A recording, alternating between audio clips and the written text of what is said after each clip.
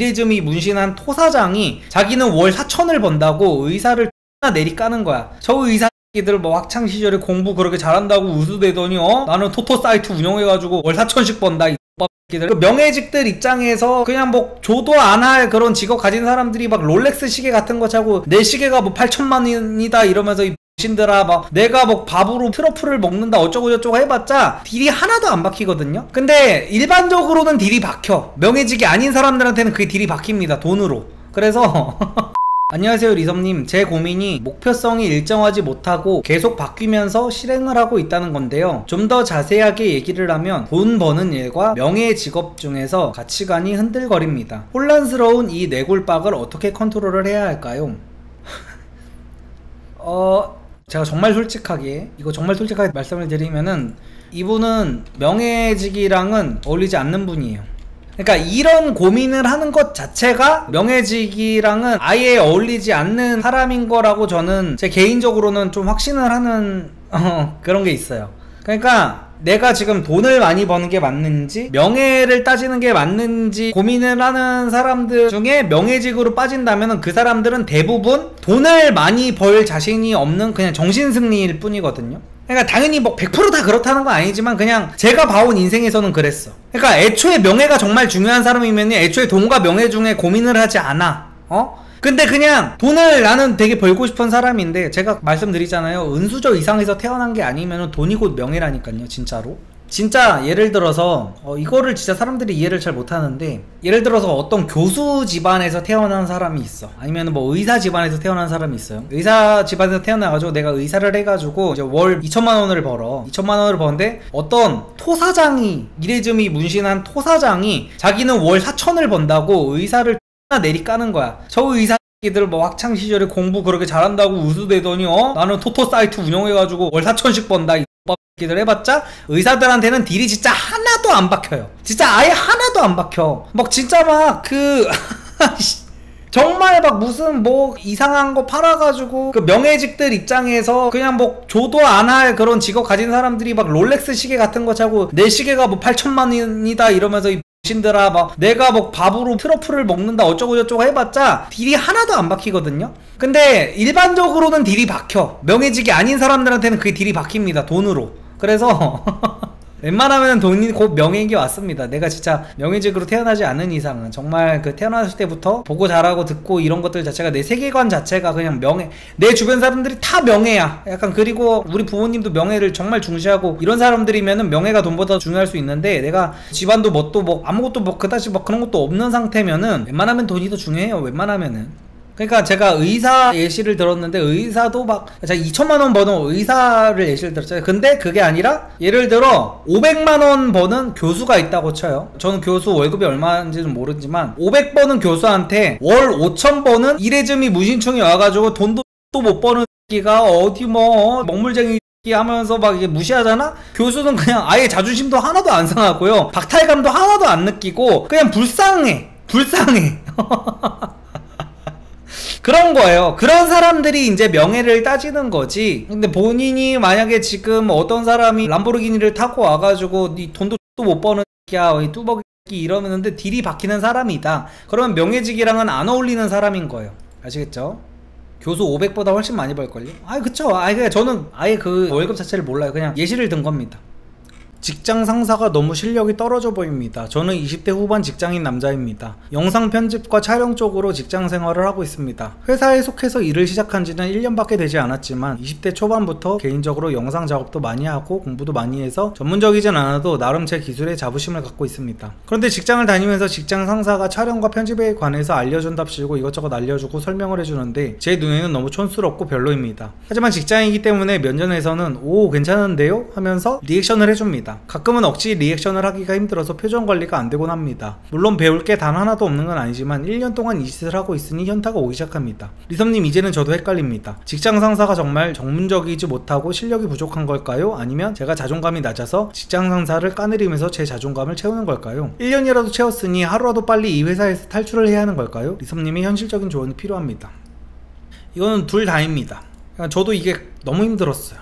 회사 다닐 때 이게 정말 회사원 직장인들 진짜 공감 많이 하는 걸 텐데, 확실히 실무 능력은 이 신입 직원들이 훨씬 더 좋아요. 요즘 사람들이 이제 컴퓨터도 많이 잘 다루고 하기는 하니까 훨씬 더 좋은데, 이게 진짜 힘들지.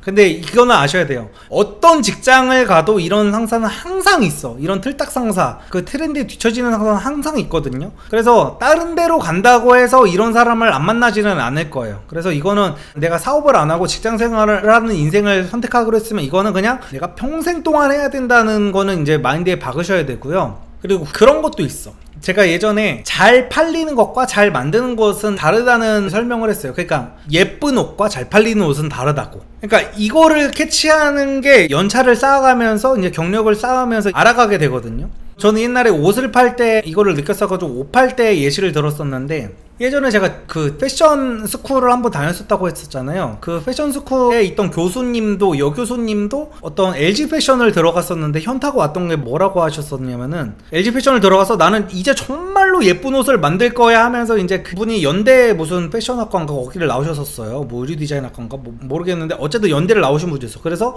이런 정말 대기업 LG 패션이 패션 중에서는 삼성이나 마찬가지예요. 모든 그 패션 전공자들이 꿈꾸는 그런 거였거든요. 그래서 거기를 들어가서 난 이제 예쁜 옷만 만들어야지 했는데 나 똑같은 옷만 만들고 있는 거야. 막상 들어갔다. 아니 왜 이렇게 똑같은 옷만 만드는 거야? 현타가 오는 거야. 자기가 나름대로 디자인을 엄청 예쁘게 해가지고 시안을 가져가면은 그 팀장이라는 사람이 야 이거 주머니 하나 더 달고 이거 지퍼 달고 막 나 틀딱 같은 느낌으로 자꾸 추가를 하는 거야. 그래서 현타가 와가지고 신입 디자이너들끼리 이제 술을 마시다가 얘기를 했는데, 거기에 이제 주임인가 누가 한 단계 높은 사람이 대리인가 뭔가 와가지고 얘기를 해주는 게, 야 결국엔 잘 팔리는 게 최고다. 회사는 잘 팔리는 옷을 만드는 데다 막 이런 얘기를 해줬다고 하더라고. 그래서 지금 이게 영상 촬영 편집 직장이라고 하셨는데 영상 쪽도 이런 경우가 있을 수 있어. 그러니까 이게 신입이셔가지고 잘 팔리는 영상, 클라이언트들이 마음에 들어하는 영상 느낌을 아직 모르실 수가 있는 거야. 그래서 이런 틀딱 상사가 뭔가 얘기를 해주는 게 이게 잘 팔리는 영상인가 보다 라는 생각을 해보는 거는 저는 좋다고 생각을 해요. 왜냐면 그 상사도 더 디벨롭을 할 수 있는 사람이지만 여태까지 이제 빅데이터가 있을 거 아니에요. 그 회사를 다니면서 몇 년 동안 다니면서 이런 식으로 해야 클라이언트들이 좋아하는구나, 이런 식으로 해야지 의뢰한 사람들이 좋아하는구나, 이런 식으로 해야 영상을 보는 사람들이 좋아하는구나 라는 그런 게 있을 수가 있어가지고 그런 거를 좀 파악을 잘 하셔야 될 것 같아요. 우울증은 가짜라는 말이 요즘 있는데 리섬님의 의견이 궁금합니다. 이거는 저는 우울증이라는 게 없는 병이다 라는 거에는 동의하지 않습니다. 우울증이라는 그런 정신병은 존재하는 게 저는 맞다고 생각은 하지만 요즘엔 이제 그 패션 우울증이 너무 많다고 생각은 해요. 조금만 우울함, 그러니까 행복한 사람이라고 해서 우울한 감정이 평생 한 번도 들지 않는 게 아니거든요. 저도 우울할 때 많아요. 근데 우울한 감정이라는 거는 내가 오늘 어떤 재밌는 걸 봐서 박장대소를 한다든지 아니면은 뭔가 슬픈 영화를 봐서 뭔가 슬픔을 잠긴다든지 이런 것처럼 굉장히 자연스러운 감정이에요. 근데 요즘에는 어떤 것들이 있냐면 내가 잠깐이라도 우울하면 되게 큰일 난 줄 알아. 사람들이 나 우울증 같아, 한 일주일 우울하면은 그게 지가 뭐 우울증이잖아. 일주일 정도 우울할 수 있어요. 그리고 그냥 가을만 와도 감수성 터지는 사람들은 좀 우울한 감이 있을 수 있고 그게 당연한 건데, 그거 갖다가 너무 큰 의미 부여를 해가지고 막 정신병원에 가가지고 막 약 타먹고, 나는 이거는 너무 과하다고 보는 거야. 사람이 살다 보면 다 센치해질 수 있고 뭔가 자꾸 다 부정적으로 느껴질 수 있고 그런 건데, 그거를 너무 막 심각하게 우울증 환자 코스프레 하면서 나는 불행해, 나는 사연 있는 드라마 여주인공 막 이러면서 막 의미 부여를 막 그런 식으로 하다 보면은 이제 정신이 된다는 주의여가지고 저는 그래서 우울증이라는 거는 존재하는 거는 맞는데 요즘에는 이제 패션 우울증이 너무 많다. 자신감 있게 행동을 하다 보면 주변에서 꼴 보기 싫다, 근거 없는 자신감 좀 줄여라 같은 소리를 자주 듣는데 그냥 다 무시해도 되는 걸까요? 다 무시해도 됩니다. 그냥 싸가지 없지만 않으면 돼요. 싸가지 없고 눈치 없지만 않으면 돼. 그 사회적 지능의 문제죠. 이것도 결국은 사회성의 문제죠. 그러니까 본인이 스스로 생각했을 때 자신감 있는 모습을 싸가지 없는 아나무인의 모습으로 착각을 하고 있는 건 아닌지 체크를 한번 해보시면 좋을 것 같아요. 자신감이 있다고 해가지고 남이 마음에 안 드는 말을 할 때 무조건 반박을 하고 무조건 팩트 폭행을 갈기고 이런 게 자신감 있는 게 아니거든요. 저번에도 말씀드렸지만 저는 영상에서나 이거 밥 먹고 살려고 이렇게 팩트만 계속 얘기를 하는 거지 실제로 제 지인들한테는 팩폭 안 갈겨요. 그냥 얘는 이런 얘기를 하는구나, 쟤는 저런 얘기를 하는구나 하고 그냥 막 그냥 물은 물이요 산은 산이로 그런 마인드로 그냥 하지 팩폭 갈기고 그러지 않습니다. 그래서 자신감 있는 거랑 싸가지 없는 거, 뭐 아나무인, 뭐 이렇게 사회성 없이 얘기 짓거리는 거, 이거는 다른 거다라는 것만 명심하시면 꼴 보기 싫다는 말은 안 듣게 돼요. 근자감 줄여라 이딴 말 안 듣게 됩니다. 그래서 이런 말을 듣는 거는 제 생각에는 자신감이 문제인 게 아니라 그냥 사회성이 없는 것 같아요. 물론 제 그냥 예상입니다만. 안녕하세요. 대전에 거주 중인 리섭님 구독자 평범한 인간입니다. 다름이 아니었고 리섭님 말씀을 잘하셔서 하나만 여쭤보고 싶어요. 저는 장기 렌트로 차를 대여주긴 고객이 건달에게 돈을 빌리고 차를 건달에게 빼앗긴 상황입니다. 제가 건달에게 연락을 해서 저희 회사 소유니까 차를 달라고 말싸움을 하다가 제가 사장님이 누구누구님한테 받아야 될 돈인데 왜 관련 없는 우리 회사 차를 담보로 잡고 있느냐, 차량 보증금을 받고 싶으면 정식으로 채권 압류 신청을 하고 그렇지 않으면 차를 돌려달라 라고 했습니다. 왜 다른 사람에게 피해본 거를 우리한테까지 피해를 주시려고 하냐 라고 말을 했습니다. 그런데 그 건달이 하는 말이 누구누구 씨는 왜 그렇게 순리대로 편하게만 살려고 하느냐, 애매한 상황 일처리를 하라고 나 같은 사람 처리해서 해결하라고 누구누구 씨가 일하는 회사 대표님이 누구누구 씨를 채용했을 거 아니냐, 세상이 순리대로만 돌아가면 회사가 이 사연자분을 채용할 일도 없었을 것이고 AI가 이래도 충분한 거 아니냐, 나 같은 사람들이 있기 때문에 상담사들도 영업사원들도 채권 추심사원들도 일할 수 있는 거니까 되려 감사해라 라면서 이제 대충 그냥 이게 긴데 요약을 할게요. 건달이 개소리를 했다는 거예요. 건달이 그러니까 차를 뺏어갔대. 렌트카 업체를 하는 사람인데 렌트를 한 사람이 빚이 있는데 그 사람의 재산이 아닌데 렌트카를 지금 훔쳐갔다는 거야. 훔쳐가서 이제 렌트카 직원 입장에서 이제 곤욕을 겪고 있다는 것 같네요. 아무튼 간에 건달이 이 사연자분한테 이렇게 얘기를 했대. 이거를 잘 해결하면은 포상금이라도 받게 될 거 아니냐 라는 식으로 얘기를 해서 순간 벙쪄서 할 말이 없었습니다. 그러다가 저는 알겠습니다, 순리대로 법적 절차 받고 소송을 진행하겠습니다 라고 하니 그런다고 해결이 되진 않겠지만 열심히 노력해봐라, 응원해줄게 라는 말을 하더군요. 실질적으로 민사든 형사든 건달은 끝까지 차 이용을 하다가 반납하면 그만인 게 현실입니다. 이런 경우 어떤 말로 대받아쳐야 건달이 아무 말도 못하게 만들 수 있을까요? 근데 왜 대받아치려고 하죠, 건달한테? 나는 요즘에 가장 이해 안 되는 컨텐츠들이 그거예요. 누구누구 찍소리도 못하게 하는 법, 누구누구한테 우습게 보이지 않는 방법, 막 이런 컨텐츠들이 저는 너무 위험하다고 생각하는 주의거든요. 그러니까 건달이 나한테 뭐라고 하면은 그냥 똥이 무서워서 피하나요? 더러워서 피하는 거지? 이렇게 뒤 없는 사람들을 내가 찍소리도 못, 팩폭 박을 수 있죠. 팩폭 박을 수 있고 이 사람들 기분 나 나쁘게 할 수 있어요. 나 나쁘게 하고 부들부들 되게 할 수 있단 말이야. 근데 왜 그래야 되는 거야 대체? 당신들을 건드려도 좋을 게 아무것도 없어요. 지금 100점짜리 대응하신 거예요. 알겠습니다, 법적 절차 받고 소송 진행하겠습니다 라고 그렇다면서 끝난 거예요. 거기서 굳이 왜 그 사람의 벌집을 왜 쑤시려고 하는 거예요? 잘하신 겁니다. 뭐 건달 말싸움 이겨봤자 돌아오는 거는 칼부림밖에 없어요.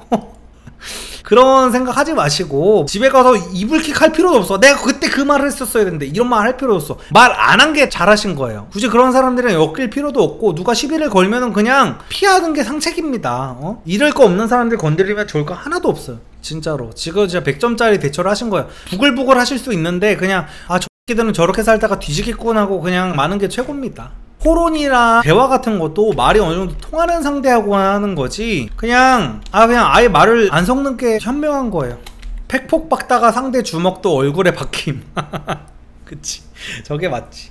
그리고 이것도 그러니까 나는 시비가 붙어서 그것도 병신 같아. 시비가 붙어가지고 야 쳐봐 이러는 사람들 있잖아. 난 그런 사람들도 진짜 존나 없어 보여. 야 쳐봐 해가지고 진짜 친다고 쳐. 그래 깽값 받을 수 있겠지, 안 뒤지면. 깽값 야 안 뒤지면은 깽값 받을 수 있겠지. 근데 쳐봐 했는데 상대가 진짜 미쳐가지고 갑자기 강목을 들더니 내 대가리를 정말 쳤어. 소주병으로 내 대가리 찍어가지고 나 반신불수됐어. 그거 뭐 받으면 뭐 할 거야 그거. 나 장애인 되고 뭐 식물인간 됐는데 그거 보상금 받으면 뭐 할 거야. 난 그래서 그런 사람들도 난 가까이 안 둬. 뭔가 시비 못하는데 야 쳐봐 나 이런 새끼들도 거르는 사람이거든요. 먼저 선빵을 치는 사람도 나는 거르지만 쳐봐 하는 사람도 나는 별로 친하게 지낼 만한 사람이 아니라고 생각해가지고 아무튼 간에 살면서 리스크는 최대한 줄이는 게 맞습니다. 무슨 CCTV가 있는 데라고 해가지고 당당하게 막 들이대라, 나는 이런 조언은 좀 많이 안 좋다고 봐요. 그러다 진짜 치면 어떡할 거야. 세상에는 신들이 너무 많아. 너무 많고 진짜로 잘못하다가 어디 잘못되면 어떡하고, 돈이 뭔 상관이야. 건강이 최고인데. 그러다가 내가 평생 뭐 어쩌다가 절름발이라도 돼봐. 돈을 뭐 수억 수천을 받으면 뭐 할 거야. 내가 절름발이가 일단 됐는데 내가 눈이 실명을 했어. 잘못 맞아가지고 뭔 내가 얼마를 받든지가 그게 뭔 의미가 있냐고. 그러니까 그런 거는 아무 의미 없는 거고, 절대 이런 건달들이랑 엮이고 그러지 마세요. 리섬님, 태어날 때부터 남들이랑 어울리지 못하고 필터링 없이 말하는 사람은 변할 수 있을까요? 20년이 넘게 이 문제로 인해 어느 인간관계를 한 번도 제대로 못 해봤습니다. 운 좋게 친해지는 사람이 있어도 한 달 이상 유지를 못하고 어디에도 적응을 못합니다. 항상 생각하고 말하는 습관을 들이기 위해 노력을 하고 있는데 아직까지 성과가 없습니다. 20년 넘게 고치려고 노력하며 살아왔는데 확실한 방법이 있을까요? 경험을 많이 하면 사회성이 길러진다는데 저는 경험을 안 한 것일까요? 네, 맞아요. 그냥 짧게 말씀드릴게요. 경험 많이 아는 거 맞고요. 태어날 때부터 라는 말을 저는 정말 싫어해요. 정말 장애인이 아닌 이상은. 태어날 때부터 저는 선천적으로 이딴 소리 있잖아요. 제가 가장 싫어하는 얘기입니다. 어떤 자기의 성향 같은 부분에서. 그러니까 몸이 불편하고 태어날 때부터 이런 거에 있어서 자기가 불편함을 호소하는 건 저는 100번 1000번 이해합니다. 근데 태어날 때부터 나는 성격이 내성적이다, 태어날 때부터 남들과 어울리지 못했다, 이거 제가 제일 극혐하는 거예요. 태어날 때부터 남들이랑 어울릴 수 있는 사람이 세상에 어디 있습니까? 지금 질문하신 분이 이렇게 사회성이 없는 분이라면 다른 사람들이 이 질문하신 분한테 항상 웃으면서 대해주는 게 이 질문자분이 좋아서 웃으면서 대해주지 않는다는 거를 알고 계셔야 되는 거예요. 다른 사람들은 다 웃고 떠들고 막, 다른 사람들은 모든 게 다 행복하고 모든 사람들이 다 천사 같고 모든 사람들이 다 나랑 수준이 맞아가지고 웃으면서 깔깔대는 게 아니에요. 세상이 진짜 콧밥 같아가지고 그러는 게 아닙니다. 다른 사람들도 귀신을 보면 귀신이라고 생각하고요, 같은 새끼 보면 똑같다고 생각하지만 인간은 사회적인 동물이기 때문에 웃으면서 인사를 하는 것 뿐이에요. 웃으면서 인사를 하고, 지금 사연자분이 밥을 먹었는지 안 먹었는지 궁금하지 않은데 그냥 사회적인 동물이다 보니까 밥 먹었냐, 밥 잘 챙겨 먹어라 라고 얘기를 하는 것 뿐이에요. 그래야 다 인간이 살아갈 수가 있는 거니까. 그래서 이렇게 극단적으로 사회생활 경험이 없고, 그러니까 이렇게 해서 계속 살아가는 것 자체가, 이렇게 해도 사는데 아무 지장이 없기 때문에 계속 이러고 사는 거거든요. 그럼 이런 경우에는 집에서 분명히 부모님이랑 같이 살고 있을 거 아니에요. 집에서 나오세요. 집에서 나와가지고 자취방 구해가지고 부모님한테 지원받는 거 하나도 받지 마시고 뭐 서비스직 알바 구하세요. 그러면 이거 바로 고쳐집니다. 서비스직 알바 구해가지고 거기서 한 6개월만 일해보세요. 그러면 이거 안 고쳐질 수가 없어. 근데 아마 안 할 겁니다. 왜냐면 간절하지가 않기 때문에. 그래서 간절하지가 않으면 저는 결국에는 고치고 싶은 마음이 딱히 없는 거라고 보거든요. 그러니까 이런 거는 그냥 질문하신 의도 자체가 큰 노력 없이 그냥 어떻게 고칠 방법이 없을까 하는 분들이 굉장히 많아가지고, 결론부터 말씀드리면은 경험을 안 한 게 맞아요. 경험을 안 해서 지금 사회성이 길러지지가 않은 겁니다. 사회성은 길러져요. 후천적으로 변할 수 있습니다. 필터링 없이 말하는 사람 변할 수 있어요. 가장 직방인 거는 필터링 없이 말하다가 이제 학창시절에 죽방 몇 대 맞고 나면은 존나 빨리 물리치료가 되는데, 그러니까 운이 없게도, 운이 없다는 말이 맞는지는 모르겠는데 운이 없게도 그런 물리치료사들을 학창시절에 만나지 못한 게 굉장히 큰 것 같아. 이게 학창시절에 그런 물리치료사들을 몇 번 만나면은 이게 고쳐지거든요. 근데 이게 그런 물리치료사들이 주변에 없었어가지고 이게 20살이 넘을 때까지 이게 안 고쳐지신 것 같은데, 필터링 없이 막 팩폭 받고 이러는 거는 내가 큰 불이익을 한번 당하면은 반드시 고쳐집니다. 그래서 사회생활을 해보세요.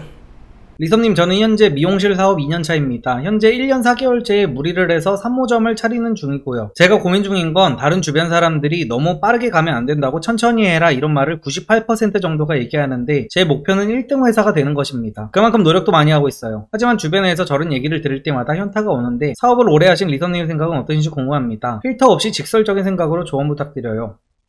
이거는 제가 어떤 사업을 어떻게 하고 있는지 이제 정확하게는 몰라서 제가 이거를 빠르다 느리다 판단은 못 해드리지만 그거는 아셔야 돼요. 그러니까 하나는 제가 매번 말씀드리는 거, 98%의 사람들이 반대를 한다고 하는데 그 98%의 사람들이 어떻게 살고 있는지를 일단 한번 보시고요. 그러니까 사업할 때는 특히 내가 주변 인프라가 안 좋은 사람이면은 사업하는 자체에 98%가 일단 다 말려요. 다 말리고 하면 된다. 야, 너 그거 돈 벌어놓은 걸로 차라리 찐득하게 적금을 들든지 막 일을 하면서 그러거든요. 근데 당연해. 그 사람들은 그 시야가 그거밖에 안 되니까 당연한 건데 그걸 생각하셔야 돼. 주변 사람들이 나를 아무리 생각해서 말을 해줘도요, 주변 사람들은 나만큼 내 일을 고민하지 않아요. 그 상태로 그냥 얘기를 짓거리는 거면, 내가 그래서 나한테 함부로 좋아하는 애들을 존나 싫어하는 거야. 나는 내 인생에 대해서 내가 할 일에 있어가지고 진짜 저는 뭐 하나 하려면은 그 생각만 하거든요. 하루 종일 그 생각만 막 한 달, 두 달 진짜 질리지도 않고 해. 막 자다 깨가지고 막 메모도 하고 막 진짜 막 그런단 말이야. 근데 새끼들이 내 일에 대해서 나의 진짜 100분의 1, 1000분의 1도 고민을 안 해본 새끼들이 나 뭐뭐 한다 이러면은 갑자기 그냥 쥐들 앞가림도 못하고 있는 신들이 갑자기 나한테 혼수를 둬.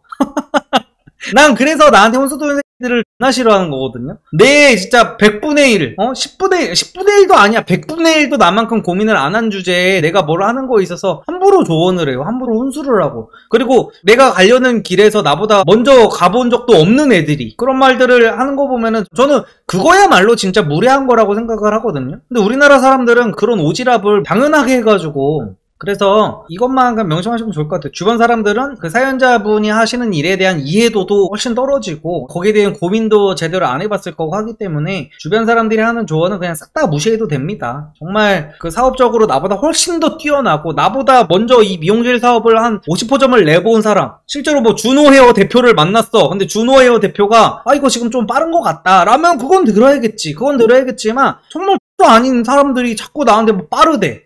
그런 거에 휘둘리면 안 돼요. 그래서 항상 나는 내 길을 간다. 걔들이 지져도 나는 내 길을 간다는 마인드로 해야 뭐라도 됩니다. 책 읽는 습관을 기르는 방법이 있을까요? 휴대폰을 놓지 못해서 몇 페이지 못 읽겠더라고요. 저는 그래가지고 종이책은 아예 안 사요. 저 뒤에 있는 책들 다 옛날 책들이랑 선물 받은 책들이거든요. 저는 무조건 그냥 폰으로 이북만 읽습니다. 이북을 자기 전에 읽어.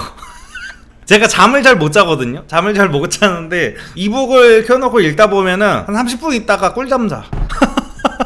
그러면 책도 그래도 내가 아예 안 읽는 것보다는 좀 낫고 근데 이제 책 같은 거는 확실히 책도 약간 제 생각에는 약간 종교랑 비슷한 것 같아. 그러니까 종교라는 게 있잖아요. 내 배돼지가 부르면은 아무리 되게 종교를 열심히 믿었던 사람들도 기도 같은 걸 잘 안 하게 되거든요. 진짜로 이게 내가 행복해지면 행복해질수록 그 종교랑 멀어집니다.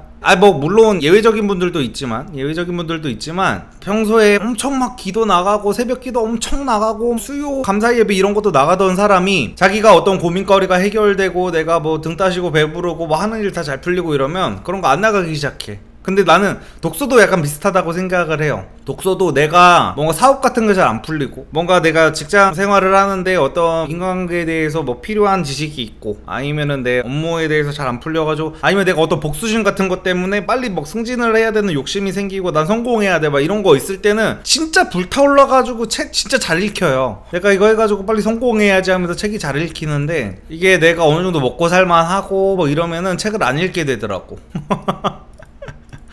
이북은 집중이 안 되더라고요 라고 하시는데 저는 오히려 이북이 집중이 잘 되더라고요. 사람마다 이제 다른 거죠. 저는 이제 예전에 이제 막 페북을 할 때 페북 글 같은 거 길게 쓰는 사람들 되게 많았었거든요. 근데 그런 거는 내가 술술 읽고 있더라고. 폰으로 보는 거니까. 그래서 생각했지. 나는 그냥 폰으로 보는 게 낫겠다 책을. 야 요즘 사람들 커뮤니티 같은 거 되게 많이 하잖아요. 그래서 커뮤니티 뭐 글 같은 것도 많이 읽잖아. 그거를 그냥 책을 읽는다고 생각을 하는 거지. 책 켜놓고 그냥 커뮤니티 글 본다고 생각하는 느낌으로 이제 쑥쑥쑥쑥 넘기면서 보면 되는 거라서